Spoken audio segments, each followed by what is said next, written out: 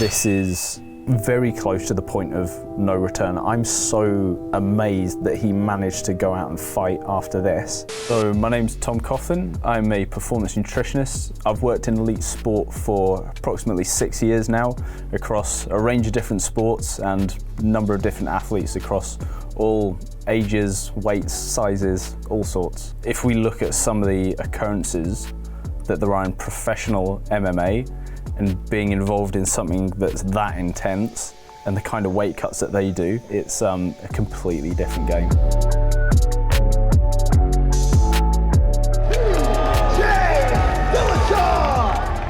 It still amazes me that he reached this weight. There's a number of things that stood out to me with TJ Dillashaw. The fact that he was already incredibly lean at 135 and he was going down to 125, he said he could do it. What always stood out to me and what I commented on at the time, there's that infamous image of him sitting in front of that table of supplements, and that was a huge red flag for me.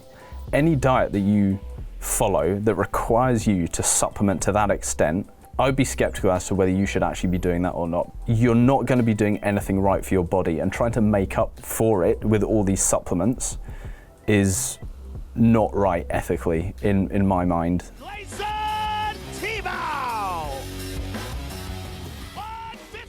Super jacked. He was one that put on an incredible amount of weight in that rehydration or recovery phase. So you'll have 3 phases of trying to achieve that weight. One is the body composition standpoint. That's the sort of longer term diet that you might do to lose body fat, maybe lose a bit of muscle as well, just to lower your weight. You've then got the second phase, which is that almost fight week depletion. So that's trying to eliminate as much weight from the body as you can, from glycogen, so the energy stored in your muscles, from fluids stored all over the body, also fiber or indigestible fiber that might be sitting in the gut too. Then you've got that recovery or replenishment phase after weighing in. You need to be really careful with what you're doing at that standpoint. Beard off, just last minute. It's not going to do a lot for you. If you're trying to shave yourself down, I'm not sure if he shaved his chest there as well, but that's not going to have a significant effect on the scale.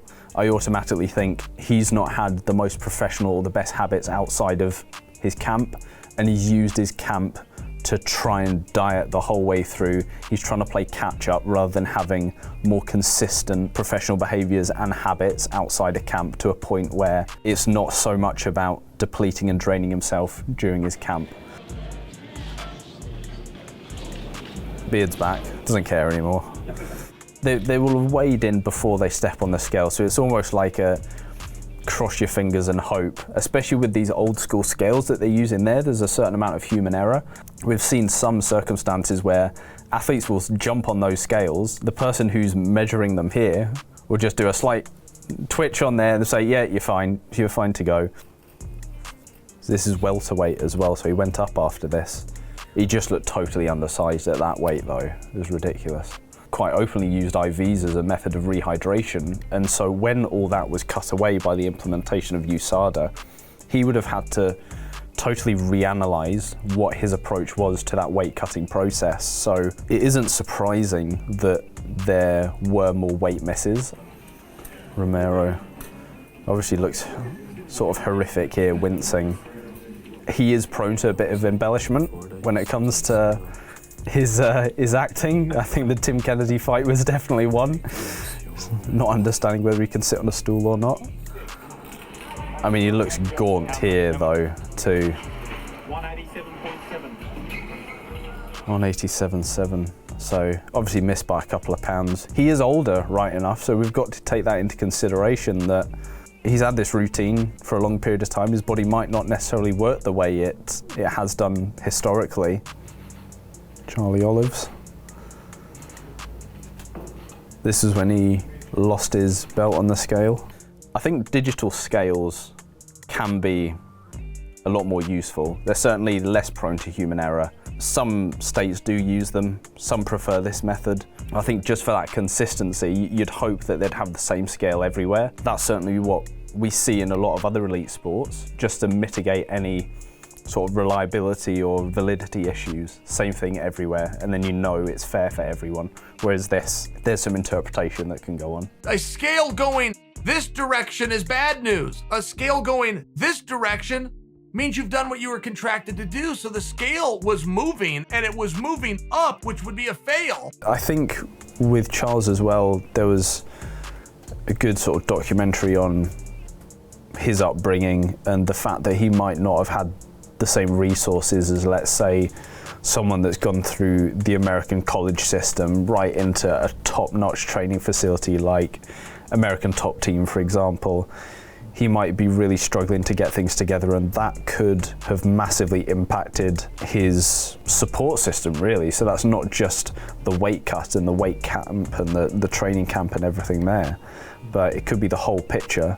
And the fact that someone from Charles Oliveira's background has had a huge amount of experience and achieved what he has given his scenarios, I think that's incredibly cool. You're a very beautiful man. Oh, thank you. I don't know if anyone's ever... Let me see this. And we're good. I mean, this guy's an absolute unit, isn't he? How much muscle is too much muscle? Too much can have a negative impact on your performance, and especially things like weight making. You've had a certain amount of transition from other sports too, and so some people have maybe had experiences in other sports where more muscle was better. Looks bloody good though, doesn't he?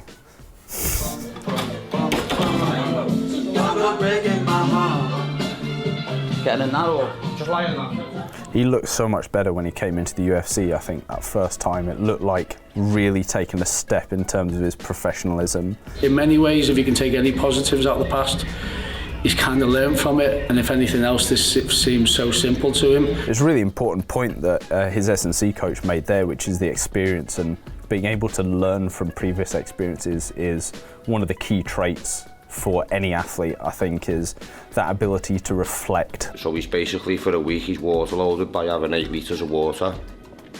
Monday, Tuesday, then on the Wednesday, he's cut it down to 4 litres.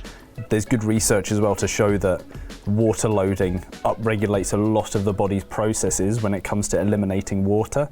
And so if you go through a process of water loading followed by dehydrating and cutting that water out, it's a lot easier to do that process.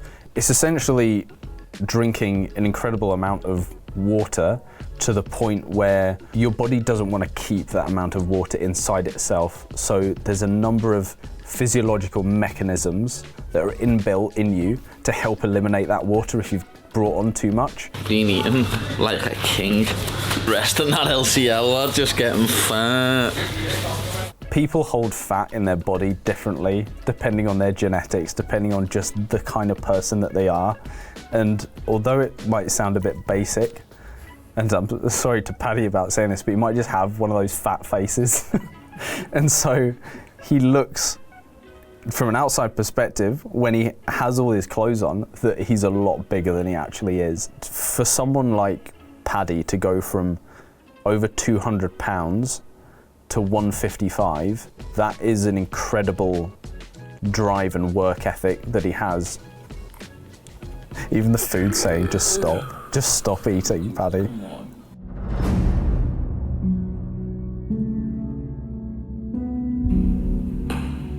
If you're pushing yourself to the point where your body is literally shutting down, there have got to be questions asked as to whether it's ethical, but if this is the right weight class for you. So when you are seriously dehydrating yourself, pressure can build up behind the eyes, and that's probably what we've seen here, is that pressure can cause temporary blindness. You want to mitigate any negative effects when it comes to that weight cut process as much as you can, and try and promote performance as much as you can at the same time. This is very close to the point of no return. I'm so amazed that he managed to go out and fight after this. If I was involved in this process here, I would not want him to fight by any means. Unfortunately, we see the same sort of scenario with throwing in the towel in MMA. These fighters have so much wrapped up in the end result that they will go to any extent possible. 45 minutes in a sauna is a long period of time, especially after all that. Hui. The fact that he was able to make weight after this is just mind-blowing. Can barely speak, poor guy. Oh, back to the sauna. This just makes me feel just all wrong. This is Chris Justino, known as Cyborg. It's her weight. Calm up, Chris, you need to breathe. I mean, Chris is obviously an incredibly in-shape athlete. He's got a great amount of muscle mass on her for a female athlete, so could potentially make it harder to cut the weight. She might not necessarily be able to follow exactly what the protocols are, but when you're pushing yourself to this extent and you've got the risks, the extra risks as a female athlete too, especially if she's doing this repeatedly, I just think this is absolutely horrific. And he runs into your Ryan favorite Chad Mendes' teammate. Great series of The Ultimate Fighter. He just looks so thin. If you're going through this amount of depletion or underfueling yourself, you're putting your body at much greater risk of developing illnesses, also injuries too. Just so frail at this point. How does he fight after being like this? The intensity of that depletion phase leading up to weigh-in, there's not enough time to get back up to 100% by any means.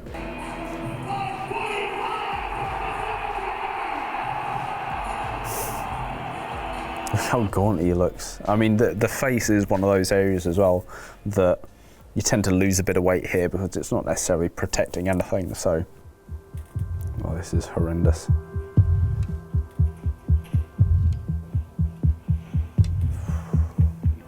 That mindset, no, I'm fine, I want to compete. She could have easily just hit her head on something. Ay. If you're doing a proper weight cut and you've got everything being monitored and you're doing it in the right way, I don't think anything like this should ever happen. Seeing someone faint on the scale twice is, yeah, that's not a good look for the sport at all. You imagine if she didn't fall that second time, they might have said, oh, she's fine to fight. You just think that is an absolute recipe for disaster. These athletes aren't necessarily professional athletes at that point. What do you do about this? How do you stop it?